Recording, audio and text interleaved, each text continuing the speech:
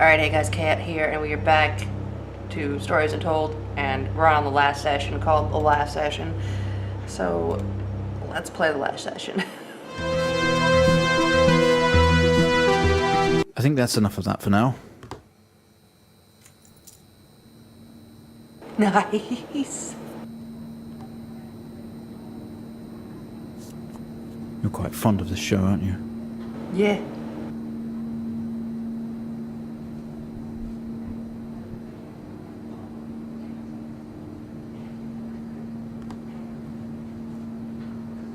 Okay, come on. Let's get you down to the observation room.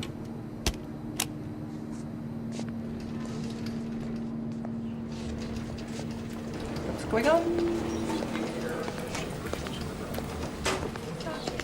This place must be starting to feel like home to you. Don't worry. Try and get you out of here eventually. Just in here. It's a tape recorder. And a camera. It's my camera. Okay, are we through in the next room? Just relax and we'll get started in a moment.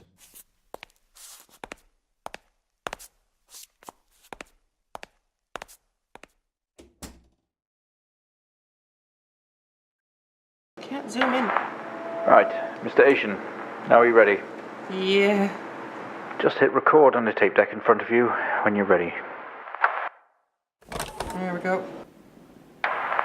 This is subject 12-19-86-23, new session entry. We have myself, Dr. Alexander, leading, and in a room we have our patient, Mr. James Asian. As we know, James has recently recovered from a 2-week coma following his accident. In our last 3 sessions, James's attempts to recollect events of the accident seen him merging his memory with his imagination. These episodes have always ended in panic, and we've had to terminate the session abruptly. Let's try and do this one better, James. So when you're ready, let's bring this back. I know how difficult this must be, but you can do this.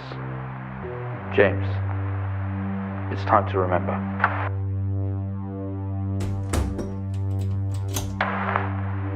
Your mind, it's like a conscious black box.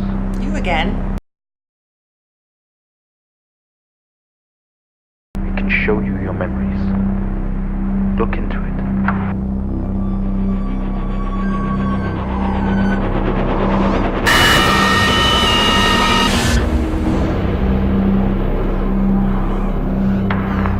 In your most recent episode, you recalled a false memory of a remote weather station.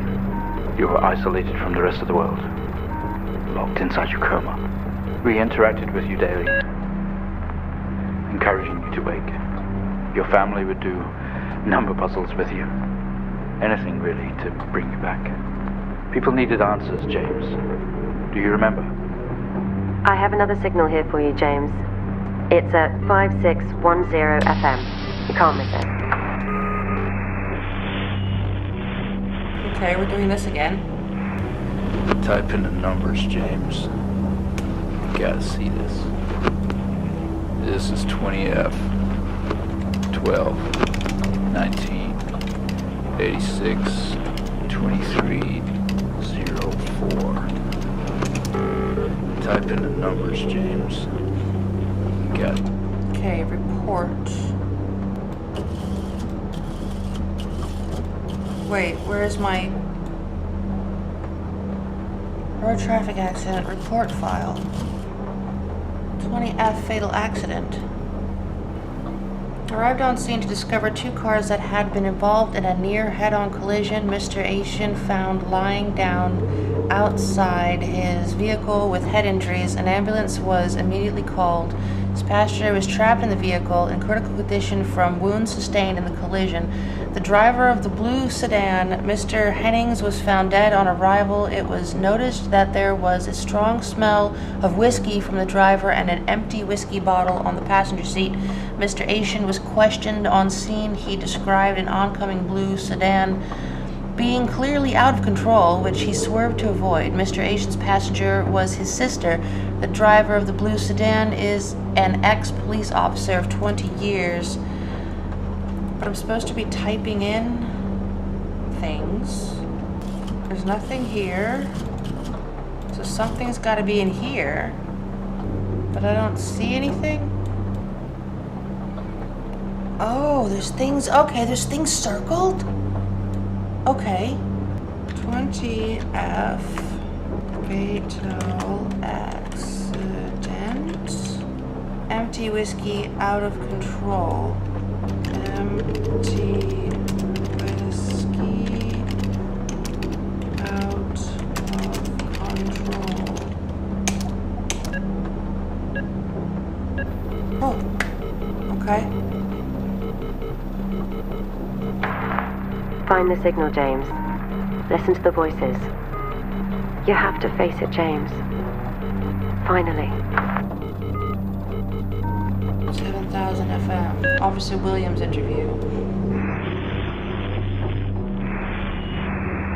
It's not like him. At all. I've worked with Officer Hennings for 6 years and not once have we even talked about alcohol. Drunk driving. He was a father, a husband. He was fine. No way he caused this. It's him. This Haitian guy. He's got something to hide. What? A light flickers on. This doesn't make sense to you.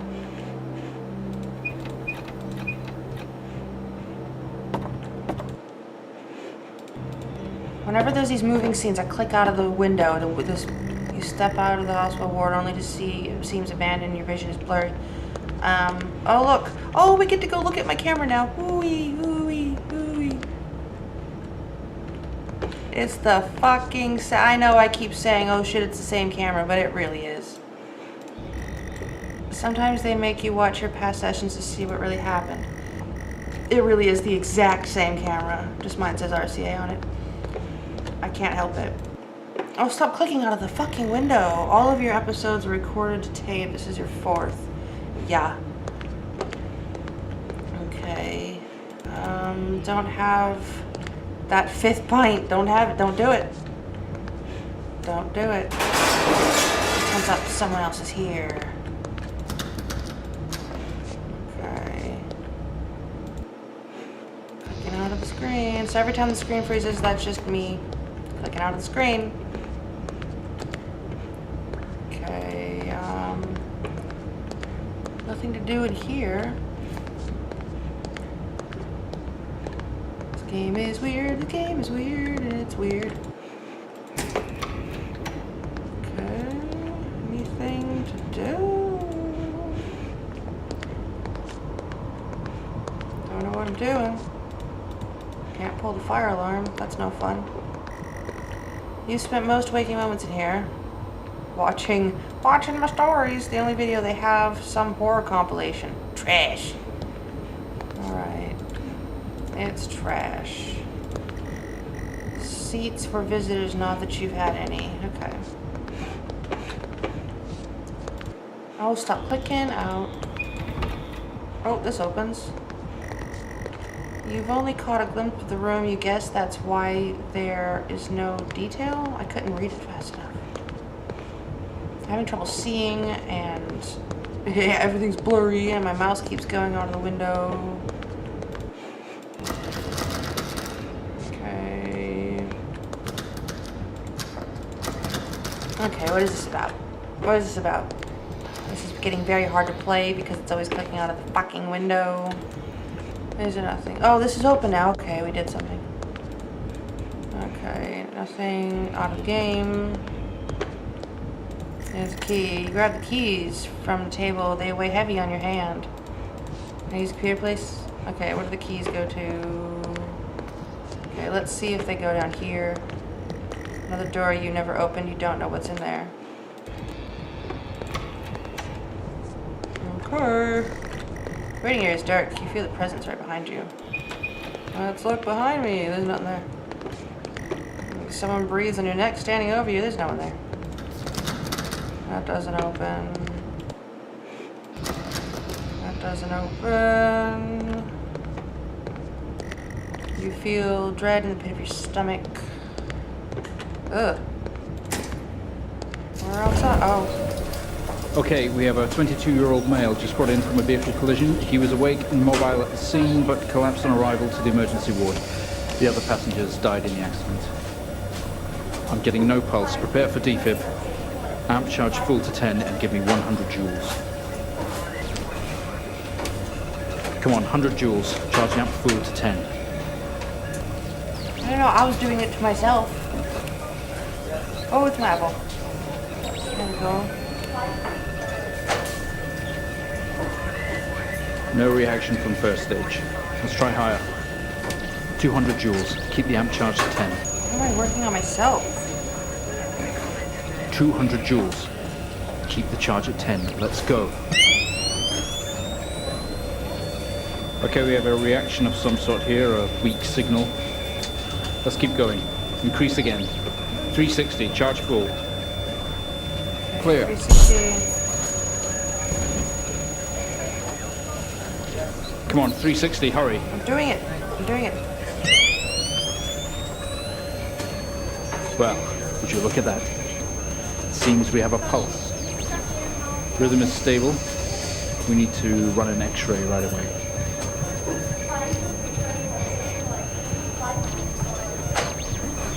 Where are we with that X-ray?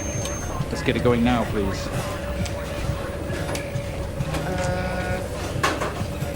This? Yes.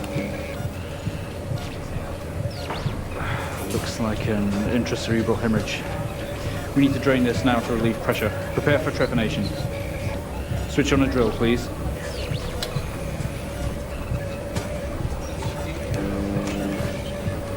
Turn that back off. Turn The it drill, back off. please. I'm trying. Oh, this is... Turn off. There we go.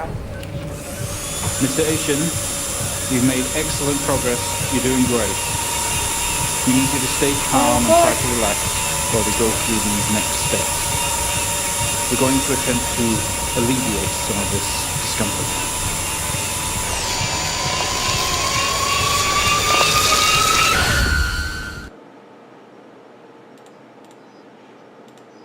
Oh my gosh, something has went wrong. And I didn't record, like, I don't even know how much I didn't record.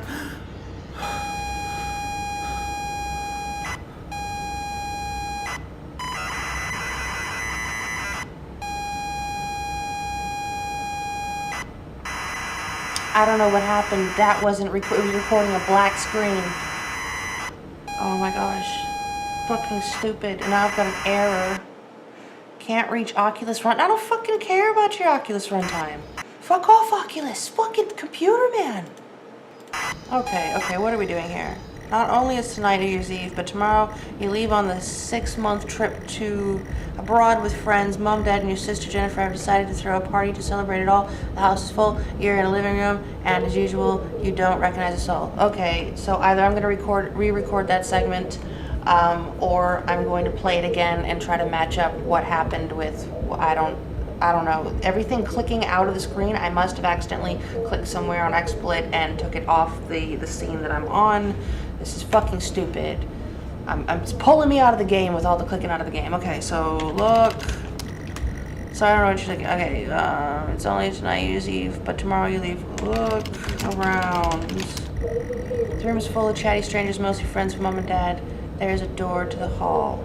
Talk to Mom. Talk. Okay, I guess go to hall. You push through the crowd into the hallway. The hallway is welcoming as ever, only this time the folks have put a great big banner up across the main hall. Half-finished drinks are abandoned on almost every horizontal surface. Stairs lead up through. The party is firmly downstairs. Okay. Go upstairs. As much as you love to, you promised you'd stay downstairs with the party. Go to kitchen. They say all the best parties are in the kitchen. The kitchen is full of people and loud. There are drinks and food on the table, and the party is in full swing. Dad has cooked a hog roast, which sits proudly on the table, although no one is eating it. Look at roast. It looks great. Have drink. You pour yourself a drink. Nice to loosen up. Go to hall. Actually, no. What about the utility closet? Open door. Just as you're about to head inside the utility room, Jen places her hand on your shoulder. You hug. You're going to miss each other. You thank her for the party. She asks if you're enjoying the party. Sure. You tell her it's great, even though you don't really know anyone. She tells you to enjoy it anyway, and to loosen up, she asks you to get her a drink. Get a drink. You pour Jen a drink, and one for yourself, too. Well, now I'm double-fisting. There's never an awkward silence with Jennifer. She always has a question. She asks if you have everything sorted for the big trip. Yeah. You tell her yes, that you have packed everything with plenty of room. Another hug. Your family have really gone out of their way to make this trip happen for you. It might be what you need to get some perspective and maybe not fuck you up so much. She's going to miss you. You are going to miss her. She walks away. Jen has disappeared to the crowd. You're left standing, nodding and smiling at their approving faces. There's so much to do for this move. Can't mess it up. But first, a drink. Drink. You pour down another drink. Anything to move the night along. Drink. You pour down another drink. Anything to move the night along. Okay. Open door. You open the door and peer in. You're never allowed in here normally. This is where Dad keeps his fine wines and whiskeys. Ceiling to floor racks. A collector, although he does actually drink them too. There is a bottle with a ribbon around it and a card. Look at card. You pick up the whiskey and the card. It's your dad's handwriting. Son, we're so proud of you and everything you've achieved. You've earned this. It's a bottle of 25-euro double malt. You shouldn't really, but you have to try it. With your whiskey in hand, you take in the room around about you.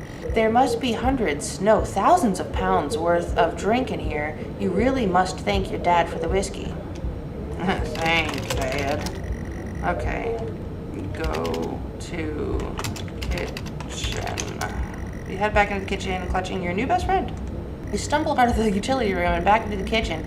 That is one strong whiskey. You take another swig and give the thumbs up to your dad across the room. He nods and winks. Look around. Busy and noisy. We'll need to find somewhere quieter. Go to hall.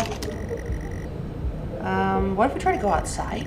A few bumps and laughs on the way, and you make it to the hall. You stop dead in your tracks. It's Jen, covered in blood. What? Look at Jen. She's staring straight at you. No one else notices. Help? Jen? Blood is dripping down her face. It's mixing with tears.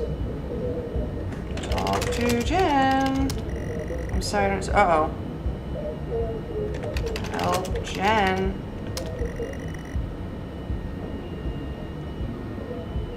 Go to living room. Help. And okay. I'm sorry, I don't understand. We tried our best, Mrs. Asian, but her injuries were too severe. No, I don't understand. I was just talking to her. I'm afraid Jennifer passed away before we could get to her in surgery. We did the best we could. I'm so sorry. Where is she? Let me see her. Please, Mrs. Asian, take a seat. I don't want to take a seat. Let me talk to her. Now. I'll arrange for you to see her. In the meantime, James is in recovery. He's stable for now. I don't want to see him.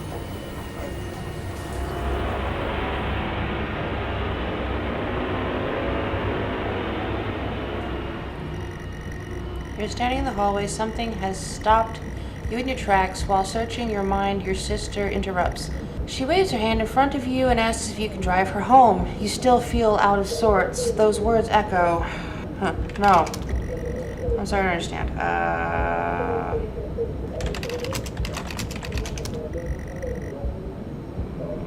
Go to living room. You're sure your keys are in the living room? Oh my god. The living room has a much more relaxed atmosphere compared to the kitchen. Various guests are sat on the chairs having civilized conversations. There's a coffee table, and in the middle of the room, your mom is pouring a drink at the drinks cabinet. A coffee table, a drinks cabinet. One of the chairs is overflowing with jackets and coats. Talk to Mom. Tears immediately start to appear in her eyes. My son, off to America. She gives you a hug. Have a drink. I don't know what you're trying to use. Look at coats. You search through all the jackets and coats until you find yours. Aha, car keys in the pocket. You grab both. Sit down. There's nothing. There's no way to avoid this. It's gonna make you go drive the girl home. Talk to Jen. Look around. Coffee table, drinks cabinet. One of the is overflowing jackets. Go to hall. Keys in hand, you head back to the hall. Jen thanks you for helping her out. She has work in the morning and no one else is in a fit state to drive. You can handle it though. You know the road like the back of your hand, don't you? No. This is crappy. Like, it's not, I mean, I kind of feel bad for the characters in the story, but what makes me feel really bad is the game is forcing me to do this.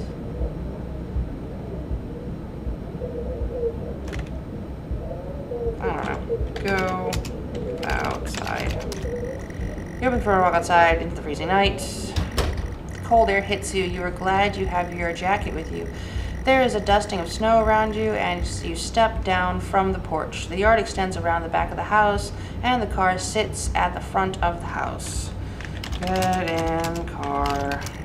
You fumble with the car handle, confused, until Jen tells you to maybe use the key in your hand. Use key. Following the car keys, you eventually get the door open and climb inside. The car is freezing. As you fumble around with your seatbelt, your sister opens up the car glove box and hands you a note and a key that was inside. She tells you that it's for when you return. Talk to Jen. She stares. Really? Move.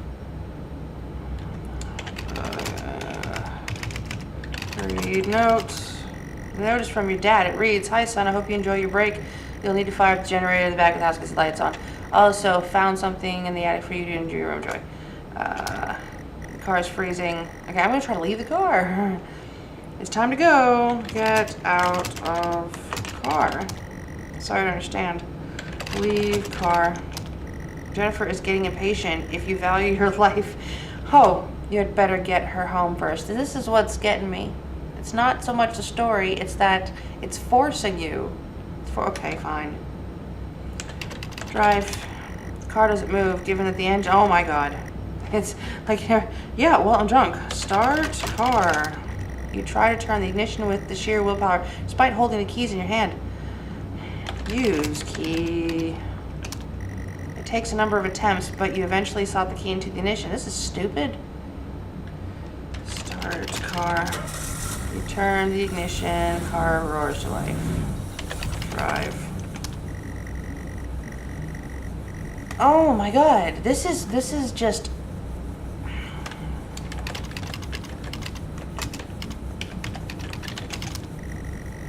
You very hesitantly release the handbrake. Shift, gear. Sorry, first gear. Okay. Drive. You put the car in gear and pull out of the driveway like a first-time driver. You really shouldn't. I am driving very drunk on the road towards town where your sister stays. Jen stared, dozing off. As soon as the journey got started, this shouldn't take long. You come to a junction. Is it left or right? You can't remember. I'm sorry, I don't understand. Go left. You don't want to, but you had better ask Jen for directions. Ask Jen.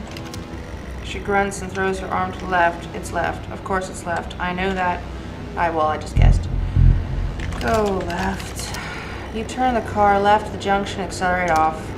Confident that you are on the right road now, you loosen up and put your foot down on the accelerator.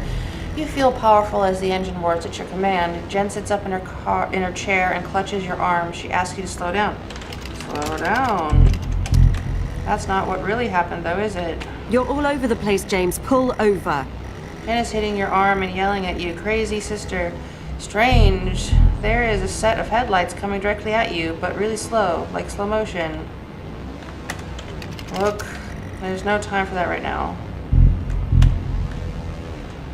Pull over.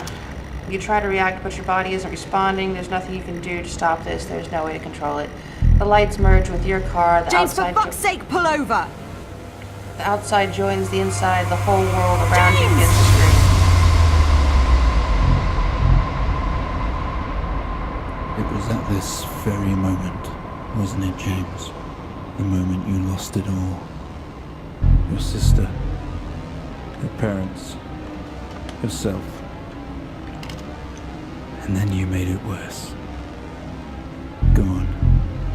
Show us what you did. You wake up in the car, your world is upside down. Your seatbelt struggles against gravity, trying to hold you in your seat.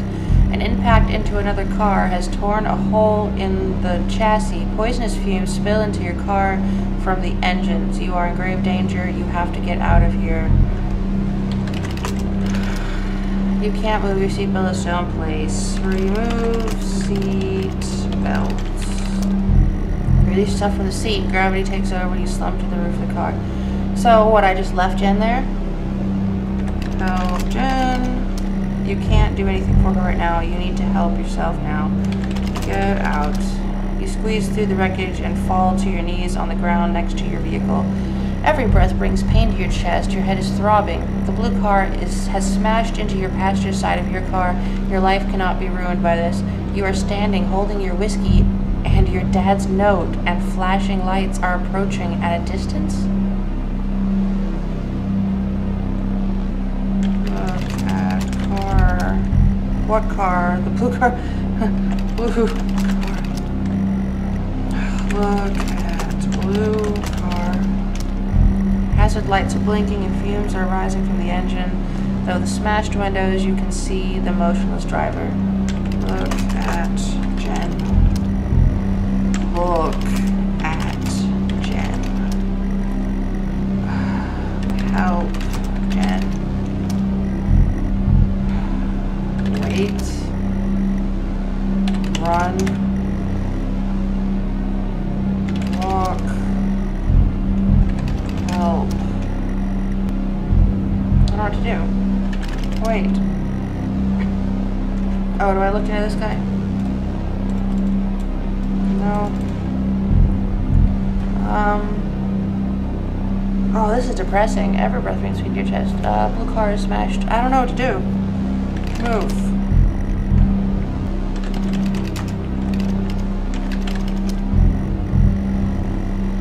Come on, James. If you drink this now, you are going to get what's coming to you. At least I got something. Read notes. The note, always changing, now reads, "Get through this, James. I don't care if you want to or not."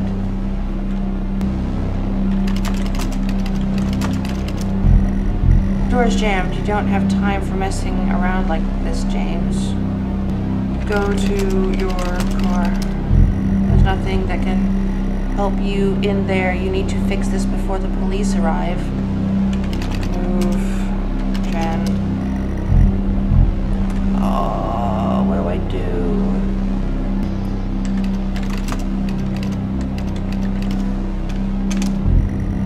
You can't just drop it here. As soon as they find it, they will ask you questions. Okay, I can't drop the whiskey. Put whiskey in blue car. As the lights approach closer, you begin to hear the shrill of sirens. You simply cannot go to jail for this. You clean the bottle to remove your connection with the whiskey. You then very deliberately spill the remainder of the bottle's contents onto the driver, and you toss the incriminating evidence into his passenger seat. A circle of flashing lights surround you, illuminating the crash site. In the darkness behind them, an army of people, all staring. One figure steps out, a silhouette, and walks towards you. Look around. Red and blue lights flashing, spin your head, all the more severe. Talk. You try to talk, but you are not making any sense. Go to figure You approach the man, the pulsating lights around you get dimmer and dimmer while the pain... I know you're tearing yourself apart over it, but no matter what you keep telling yourself, you have to listen to me. That accident, that poor man, me. You have to remember. It was all your fault. Well, not my fault. I tried to say no. I know what you did. How you left me there to protect yourself. Planting evidence on some poor man. You went headfirst into that officer and you wrecked all of our lives. And then you couldn't even take responsibility. You did the right thing for you and no one else. Save yourself. Only it was wrong, wasn't it? Look at you now. Utterly consumed by it. Say it, James.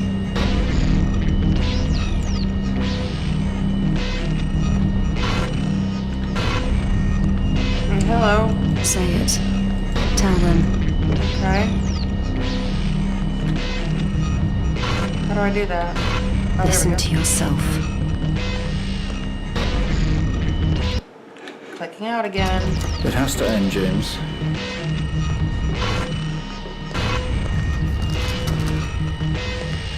More locked doors like you can't go somewhere you've never been. Do you not understand?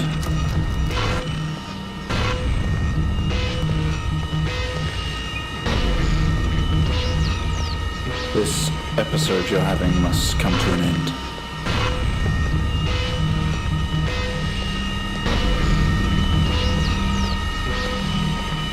Make it stop, make it stop. You remember?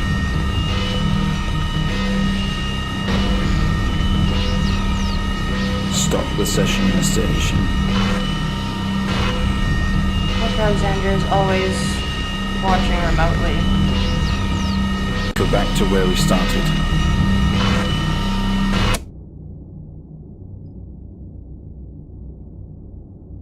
Well, I think we've made progress today, Mr. Asian. I guess we should tell the police what you've told us. Although I don't suspect it'll take you anywhere. I think you'll be with us for quite some time. Come on, let's get you back to your shows. I'll see you tomorrow.